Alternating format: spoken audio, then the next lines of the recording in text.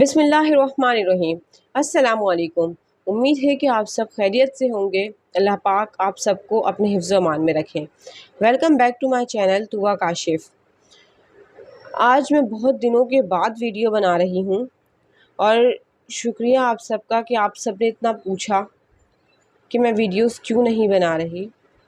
तो वीडियो ना बनाने की वजह ये थी कि मेरी मम्मा की तबीयत ख़राब थी और आपको पता है जब माँ बीमार हो तो जैसे कि ज़िंदगी से सुकून और चैन छिन ही जाता है। तो बस मम्मा की तबीयत की वजह से किसी चीज़ में दिल ही नहीं लग रहा था और उसी की वजह से फिर मैं वीडियोस भी नहीं बना रही थी। ये जो इसराइलियों की तरफ से जुल्म किया जा रहा है गज़ा के लोगों पर, तो इस पर हम सबको अपनी खामोशी तोड़ देनी चाहिए और सबको इस पर अपनी आवाज़ उठानी चाहिए।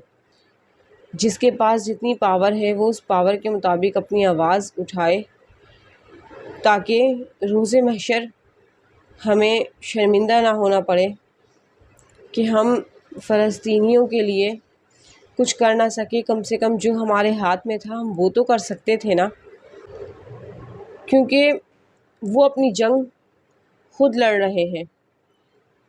हम उनको सपोर्ट करने के लिए जितना कर सकते हैं बहैसियत उम्मत मुस्लिमा हम सब का ये फ़र्ज़ है कि यकजान होकर उनके साथ खड़े हो जाएं और उनका मुकम्मल तौर पर साथ दें और इसराइलियों का मुकम्मल तौर पे बाइकआउट करें ताकि उन्हें पता चले मुसलमान कौम आज भी ताकतवर है। लेकिन अफसोस कि हम उनका साथ क्या देंगे। आज भी बहुत सारे ऐसे लोग हैं कि उन्हें ये पता ही नहीं कि मसला फ़लस्तीन है क्या, फ़लस्तीन पर जुल्म हो क्यों रहा है, इसके पीछे हिस्ट्री क्या है।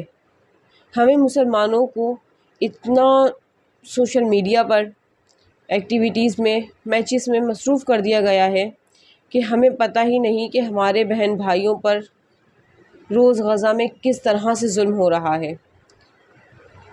बहुत सारे लोग और तकरीबन 90% लोग इससे आगाह भी हैं और इसके लिए आवाज़ भी उठा रहे हैं।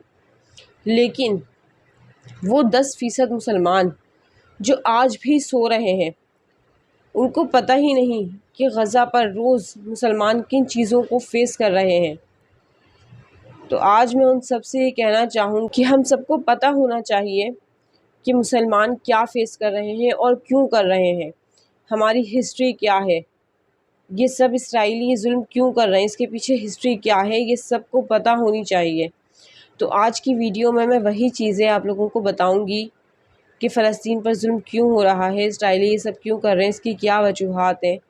ये चीज़ें हमें पता होनी चाहिए ताकि हमारे अंदर वो जज्बा पैदा हो सके एज़ अ मुस्लिम कि हम भी जैसे आज फ़लस्तीन के मुसलमान शहादत से नहीं डर रहे, आज वहाँ छोटे छोटे बच्चे औरतें शहादत नोश फरमा रहे हैं। अल्लाह ताला हम में भी वो जज्बा दे कि हम दीन इस्लाम के लिए लड़ सकें। तो वीडियो स्टार्ट करती हूँ। सबसे पहले बैतुल मक़दस है क्या। बैतुल मक़दस फ़लस्तीन के एक शहर अल-कुद्स में, ये ईसाई, यहूदी और मुसलमान तीनों के लिए बहुत ही इम्पॉर्टेंट है। क्योंकि मुसलमानों के लिए ये इसलिए इम्पॉर्टेंट है कि ये हमारा क़िबला अव्वल है और नबी पाक सल्लल्लाहु अलैहि वसल्लम जब मेराज पर गए तो मेराज पर जाने से पहले नबी पाक सल्लल्लाहु अलैहि वसल्लम मस्जिद अक्सा में गए बैतुल मक़दस में, और वहाँ पे नबी पाक सल्लल्लाहु अलैहि वसल्लम ने तमाम अम्बिया को नमाज़ पढ़ाई, इमामत करी। नबी पाक सल्लल्लाहु अलैहि वसल्लम तमाम अम्बिया ने मस्जिद अक्सा में नमाज़ पढ़ी। मक़दस जो है वो मुसलमानों के लिए इसलिए बहुत ही इम्पॉर्टेंट है। और ये जो गुंबद सुगरा है, जो गोल्डन कलर का गुंबद हम देखते हैं मस्जिद अक्सा का, वो मस्जिद अक्सा का नहीं है, वो है गुंबद सुगरा, जिसे डोम ऑफ द रॉक भी कहा जाता है। और उसके साइड पे थोड़ा सा आगे जाके एक मस्जिद बनी हुई है जो डार्क ग्रीन या ब्लैक से कलर की है, वो है मस्जिद अक्सा। تو مسلمانوں کے لیے تو یہ اس لیے امپورٹنٹ ہے۔ دوسرا، یہودیوں کے لیے یہ اس لیے امپورٹنٹ ہے کہ ہیکل سلیمانی، جس کے بارے میں آگے چل کے بتاؤں گی کہ وہ کیا ہے اور کیسے ہے، ہیکل سلیمانی وہاں پر ہے اور وہ وہاں پر برباد کر دیا گیا تھا، مسمار کر دیا گیا تھا جب وہاں پہ یہودیوں کی حکومت ختم ہوئی تھی، اور یہودی اس جگہ کو اس لیے حاصل کرنا چاہتے ہیں کہ وہ دوبارہ وہاں پر ہیکل سلیمانی تیار کرنا چاہتے ہیں، اور وہاں پر ایک ویلنگ وال ہے جو ہیکل سلیمانی کی کہا جاتا ہے کہ بچی ہوئی وال ہے، جب وہ ڈسٹرائے کر دیا گیا تو وہ وال بچ گئی، اور وہاں پر جا کے وہ بہت روتے ہیں۔ عیسائیوں کے لیے وہ اس لیے امپورٹنٹ ہے بیکاز عیسائیوں کا یہ ماننا ہے کہ حضرت عیسیٰ علیہ السلام کی پیدائش وہیں پر ہوئی اور حضرت عیسیٰ علیہ السلام کو اٹھایا بھی وہیں سے گیا۔ تو بیت المقدس اس لیے تینوں religion, Islam, Jews and Christians, تینوں کے لیے بہت ہی امپورٹنٹ ہے۔ جو زمین ہے وہ بہت ہی پاک زمین ہے، کیونکہ وہاں پہ بہت زیادہ تعداد میں انبیاء کرام علیہ السلام کے مزارات ہیں۔ بیت المقدس کو نیک لوگوں کا مرکز بھی کہا جاتا ہے۔ فلسطین کی زمین بہت ہی پاک زمین ہے، بہت ہی بابرکت زمین ہے دنیا میں، اور اللہ پاک وہاں کی زمین پر بہت اچھی اچھی چیزیں برساتے ہیں۔ تو آج فلسطینی جو ظلم سہ رہے ہیں، تو وہ تو ایک طریقے سے سب جنت میں جا رہے ہیں بیکاز وہ لوگ اسلام کے لیے لڑ رہے ہیں اور وہ شہادتیں حاصل کر رہے ہیں۔ امتحان ہے ہمارا کہ ہم ان کے لیے کیا کر سکتے ہیں۔ تو بحیثیت امت مسلمہ جس کے پاس جتنی پاور ہے اسے استعمال کرنی چاہیے اور فلسطینیوں کے لیے آواز اٹھانی چاہیے۔ مسجد اقصیٰ جو ہے یہ تقریباً کعبہ شریف کے 40 سال کے بعد اس کی بنیاد رکھی گئی، اور اس کی بنیاد کہتے ہیں حضرت آدم یا ان کے کسی بیٹے نے اس کی بنیاد رکھی۔ اس کے بعد پھر حضرت سام بن نوح علیہ السلام نے اس کی تعمیر کروائی، لیکن پھر وہ تعمیر اسٹاپ کر دی گئی، اور ایک عرصے کے بعد حضرت داؤد علیہ السلام نے بیت المقدس کی تعمیر کو اسٹارٹ کروایا۔ جب حضرت داؤد علیہ السلام نے اس کی تعمیر کو اسٹارٹ کروایا تو ان کا انتقال کا وقت قریب آ گیا اور اس کی تعمیر نامکمل تھی۔ تو حضرت داؤد علیہ السلام نے اپنے بیٹے حضرت سلیمان علیہ السلام سے کہا کہ اس کی تعمیر کی ذمہ داری ان کو دی، تو اور اس جگہ پہ حضرت موسیٰ علیہ السلام کا خیمہ بھی نصب کیا گیا تھا۔ تو ہوا یہ کہ حضرت سلیمان علیہ السلام نے اس کی تعمیر جو ہے وہ جنات سے اسٹارٹ کروائی، اور تعمیر مکمل نہیں ہوئی تھی اور ان کا وقت انتقال قریب آ گیا۔ تو حضرت سلیمان علیہ السلام نے غسل کیا، نئے کپڑے پہنے، خوشبو لگائی، اور وہ آ کر وہاں لاٹھی لے کر کھڑے ہو گئے، اور جب وہ لاٹھی لے کر کھڑے ہو گئے تو حضرت عزرائیل علیہ السلام نے ان کی روح کو وہیں پر قبض کیا، اور وہ ایسے ہی کھڑے رہے جیسا کہ ان کا انتقال ہوا ہی نہ ہو۔ یہ حضرت سلیمان علیہ السلام کا معجزہ بھی ہے کہ لوگوں کو، کہ جنات کو پتہ ہی نہیں چلا کہ حضرت سلیمان علیہ السلام انتقال کر چکے ہیں۔ تعمیر ہیکل سلیمانی کی کمپلیٹ ہونے لگی تو ان کی لاٹھی پر دیمک لگ گئی، جس دیمک نے اس لاٹھی کو کھایا تو حضرت سلیمان علیہ السلام کا جسم مبارک تشریف لایا نیچے، تو لوگوں کو پتہ چلا کہ حضرت سلیمان علیہ السلام انتقال کر چکے ہیں۔ اور اس کی تعمیر بیت المقدس کی اتنی خوبصورتی سے کی گئی، ہیرے، موتیاں، یاقوت، یہ سب چیزیں اس میں استعمال کی گئی۔ گنبد کے سرے پر کبریت احمد، سرخ گندھک استعمال کی گئی جس کی روشنی میلوں تک جاتی تھی۔ بیت المقدس ہے اس کی خدمت اس طرح سے کی گئی کہ حضرت زکریا علیہ السلام کے دور میں اس میں 4000 خادم تھے، اور جن کے 70 سردار تھے، اور ان 70 سرداروں کے امیر حضرت زکریا علیہ السلام تھے۔ اور حضرت آدم علیہ السلام کے دور سے لے کر حضرت موسیٰ علیہ السلام کے دور تک بیت اللہ ہی کعبہ رہا، جو آج ہمارا کعبہ ہے، جہاں ہم منہ کر کے نماز پڑھتے ہیں قبلے کی طرف کعبہ۔ وہی کعبہ حضرت آدم علیہ السلام سے حضرت موسیٰ علیہ السلام کے زمانے تک رہا، لیکن پھر حضرت موسیٰ علیہ السلام کی خواہش پر بیت المقدس کو قبلہ بنایا گیا، اور حضرت موسیٰ علیہ السلام سے لے کر حضرت عیسیٰ علیہ السلام کے دور تک قبلہ بیت المقدس ہی رہا، اور نبی پاک صلی اللہ علیہ وسلم نے بھی بیت المقدس کی طرف منہ کر کے نماز پڑھائی۔ لیکن ہجرت کے 16 یا 17 مہینے کے بعد نبی پاک صلی اللہ علیہ وسلم کی خواہش پہ اللہ پاک نے قبلہ کعبہ شریف کو، حرم شریف جہاں آج ہم منہ کر کے نماز پڑھتے ہیں، اسے بنایا، اور آج ہمارا قبلہ کعبہ شریف ہے۔ لیکن بیت المقدس ہمارے لیے بہت امپورٹنٹ ہے، بیکاز وہ ہمارے لیے قبلہ اول ہے۔ بیت المقدس میں آج بھی مسجد قبلتین قائم ہے، اور یہ ایسی مسجد ہے کہ اسلام میں جو ہے وہ 3 مسجدوں کی طرف عبادت کی نیت سے نکلنا، مطلب 3 مسجد ایسی ہیں جس کی طرف آپ عبادت کی نیت سے نکل سکتے ہو۔ اس کے علاوہ آپ کہیں بھی سفر کرو، لیکن یہ 3 مسجدیں ایسی ہیں جہاں کے لیے آپ سفر کرتے ہو تو وہ عبادت ہے، اور ان کو دیکھنا بھی مطلب عبادت ہے۔ تو نمبر 1 پہ تو قبلہ ہے ہمارا کعبہ شریف، اس کے بعد مدینہ شریف، اور یہ مسجد اقصیٰ۔ یہ 3 ایسی مسجدیں ہیں جن کی زیارت بھی کرنا، ان کے لیے سفر کرنا بھی عبادت ہے۔ حضرت سلیمان علیہ السلام کے انتقال کے بعد بنی اسرائیل جو ہے، جو آج اسرائیلی قوم ہے، یہ بنی اسرائیل جو ہے یہ 2 حصوں میں تقسیم ہو گئی، جس کی وجہ سے ہیکل سلیمانی کی عزت میں بھی کمی آ گئی۔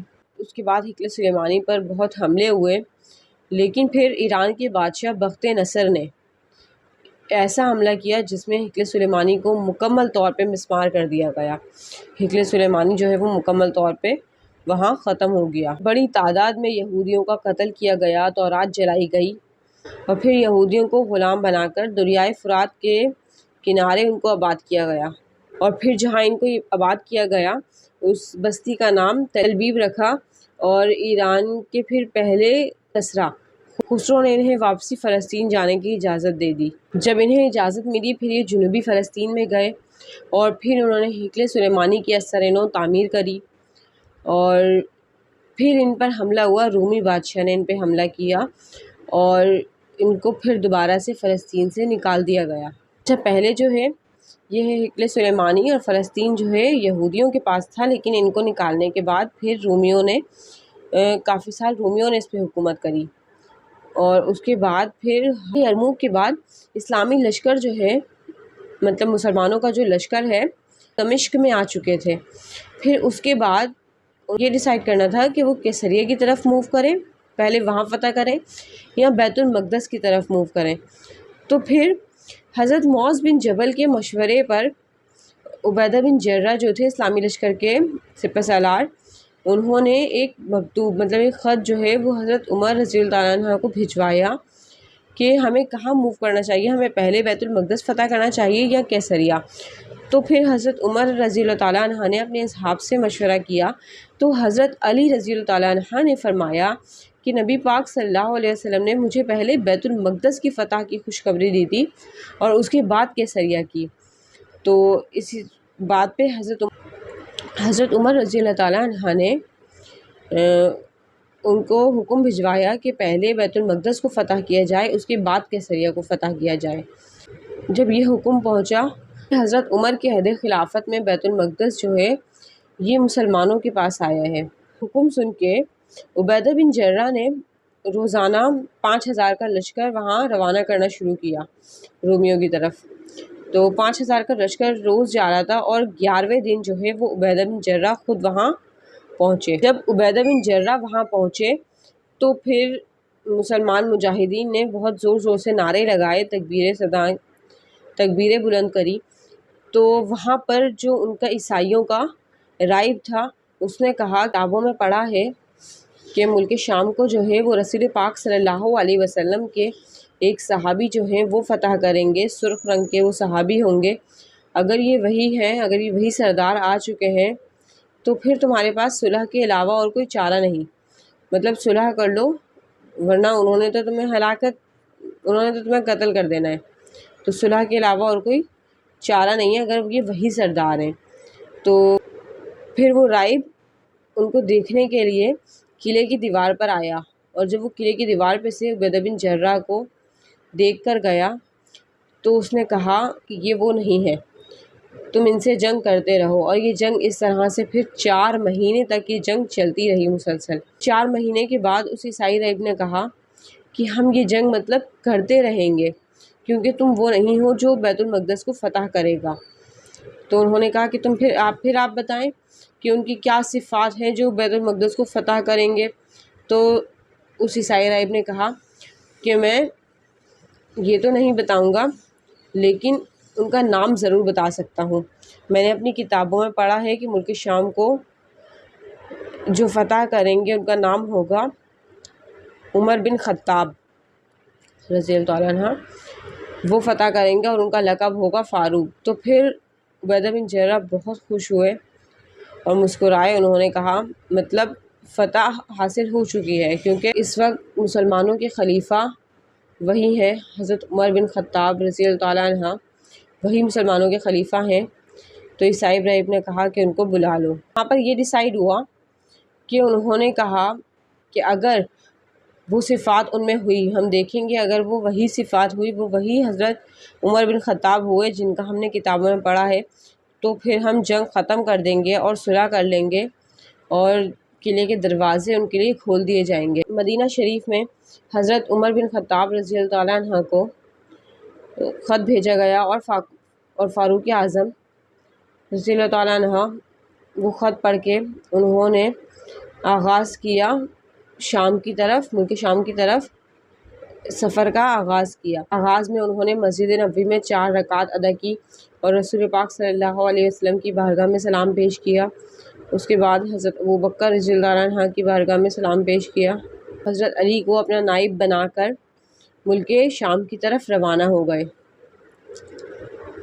اور ان کا سفر ایسا ہوتا تھا کہ فجر سے ظہر تک وہ سفر کرتے تھے، اور پھر ظہر میں اللہ تعالیٰ کی جنت جہنم کی دین کی باتیں کی جاتی، اور وہ لوگ کھانے میں وہاں ستو اور کھجوریں لیتے۔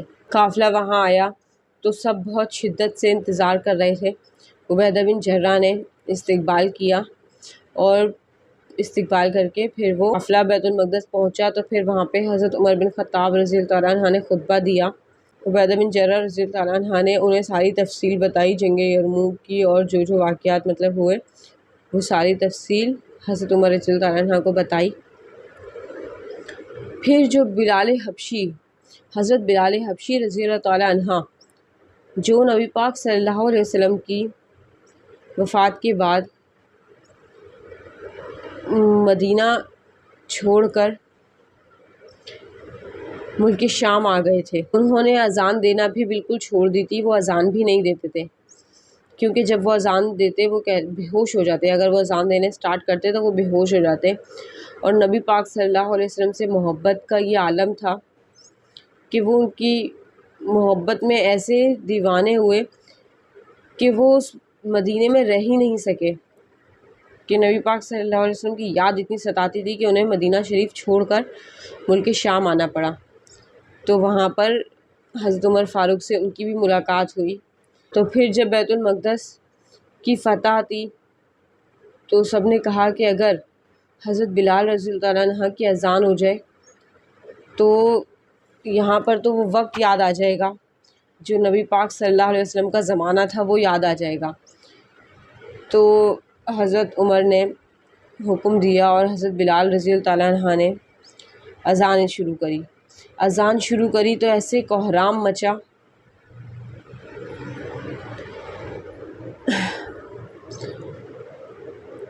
ایسا کوہرام مچا کہ شدت غم سے نبی پاک صلی اللہ علیہ وسلم کا زمانہ یاد آنے لگا۔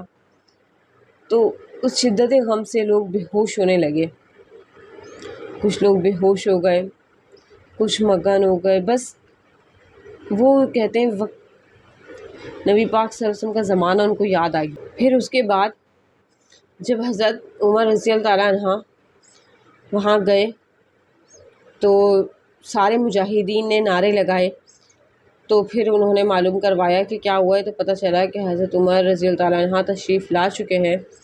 تو پھر عبیدہ بن جرہ ان کے ساتھ گئے، اور وہاں پہ وہ جو عیسائی راہب تھا ثمامہ، اس نے قلعے کی دیوار پہ چڑھ کے حضرت عمر رضی اللہ تعالیٰ عنہ کو دیکھا تو کہا خدا کی قسم یہ وہی ہے محمد بن عبداللہ کے صحابی۔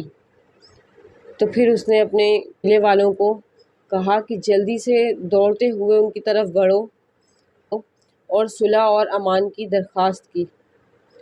تو حضرت عمر رضی اللہ تعالیٰ عنہ نے اونٹنی پر ہی سجدہ شکر ادا کیا اور بعد نماز فجر بیت المقدس جو ہے وہ مسلمانوں کے قبضے میں آ گیا، اور اس کے بعد کئی 100 سالوں تک بیت المقدس مسلمانوں کے قبضے میں رہا۔ بیت المقدس جو ہے وہ مسلمانوں کے قبضے میں آ گیا، اور اس کے بعد ایک عرصہ اس پہ مسلمانوں کی حکومت رہی، کئی 100 سال۔ پھر اس کے بعد بیچ میں کچھ ٹائم اس پہ عیسائیوں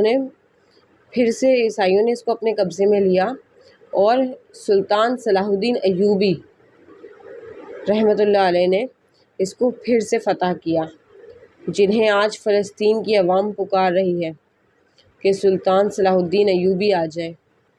وہ تھے مسلمان جنہوں نے فتح کروائی تھی، اور آج ہم کتنی غفلت کی نیند سو رہے ہیں کہ ہمیں پتہ بھی نہیں کہ ہمارے مسلمان بھائی کس تکلیف سے گزر رہے ہیں۔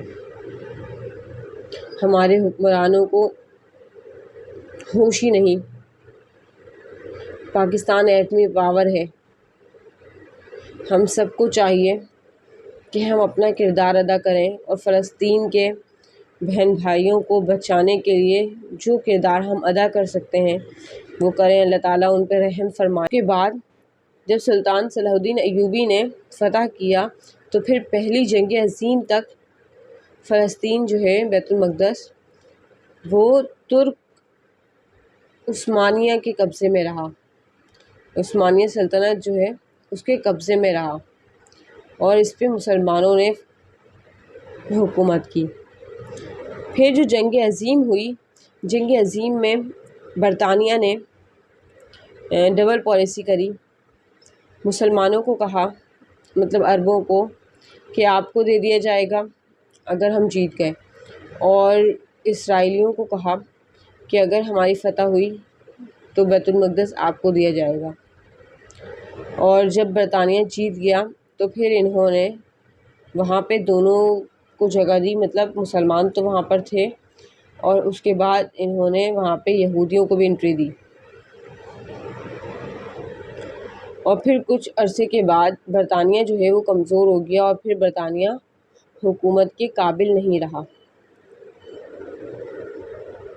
اور پھر بیت المقدس کی جو حکومت ہے وہ گئی اقوام متحدہ کے پاس، اور اقوام متحدہ نے اس کو 2 حصوں میں تقسیم کر دیا، حصہ اسرائیلیوں کو دیا اور ایک عربوں کو۔ لیکن پھر اسرائیلیوں نے لڑ کے جنگیں کر کے عربوں سے، اور آج آپ کے سامنے ہے فلسطین، ویڈیوز نکالیں، سرچ کریں اور دیکھیں۔ فلسطین آج بالکل ذرا سی ایک پٹی ہے، غزہ اسٹرپ جو ہے وہ فلسطین میں مسلمانوں کے ہاتھ میں ہے، باقی پورا اسرائیلیوں کے قبضے میں ہے۔ تو اسرائیلیوں نے اس طرح سے وہ چاہتے ہیں کہ جس طرح سے انہیں نکالا گیا تھا وہ واپس وہیں پہ وہ ہیکل سلیمانی جو ہے، ہیکل سلیمانی وہ تعمیر کرنا چاہتے ہیں، اور وہ چاہتے ہیں کہ ان کا ایک گریٹر اسرائیل کا پلان ہے۔ نیکسٹ ویڈیو میں انشاءاللہ میں آپ لوگوں کو بتاؤں گی کہ گریٹر اسرائیل کیا ہے، طوفان الاقصی کیا ہے، حماس کیا ہے، اور حماس نے حملہ کیوں کیا۔ یہ ساری چیزیں میں آپ سے نیکسٹ ویڈیو میں ڈسکس کروں گی۔ آپ نے میری ویڈیو دیکھی، شکریہ کہ آپ نے فلسطین کے مسلمانوں کے لیے جاننے کے لیے یہ وقت نکالا ان کے بارے میں، اور ہم سب کو چاہیے کہ ہم فلسطین کو جتنا سپورٹ کر سکتے ہیں وہ کریں،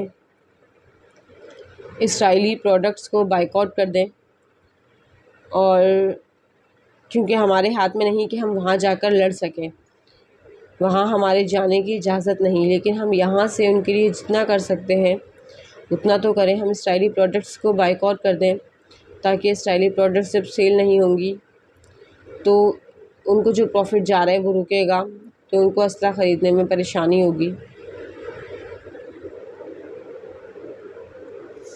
اگر میری ویڈیو پسند آئی ہو تو ویڈیو کو شیئر ضرور کرنا، لائک کرنے کا نہیں کہوں گی، بیکاز یہ ویڈیو فلسطینیوں کے لیے ہے، یہ میں آپ کے لائکس کے لیے آج نہیں بنا رہی، لیکن شیئر کرنے کا کہوں گی کہ جو لوگ بھی ابھی تک نہیں جانتے ان کو یہ سب چیزیں پتہ ہونی چاہیے کہ ہماری کیا ہسٹری ہے۔ جزاک اللہ۔